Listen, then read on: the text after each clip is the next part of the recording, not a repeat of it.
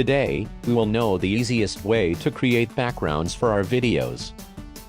I am using Adobe Photoshop CC 2018. Link for download is in the description. Make a new document of your preferred size. Go to File, and place Embedded. Import any image. Next, go to Filters, Blur, and then Gaussian Blur. Play with the blur values to get an amazing background.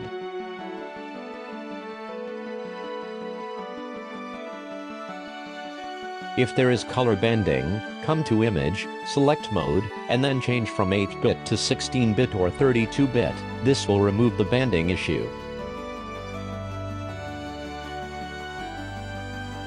You can also add a gradient to the filter, to add the blur to a part of the image, to highlight only your logo or text. Double-click on the mask and play with density and feather as needed. Our background is perfectly ready for thumbnails or videos. And that's how we can create backgrounds with our own images with the blur slider. Like, share and subscribe to my channel for more quality content coming soon. Enhance your skills.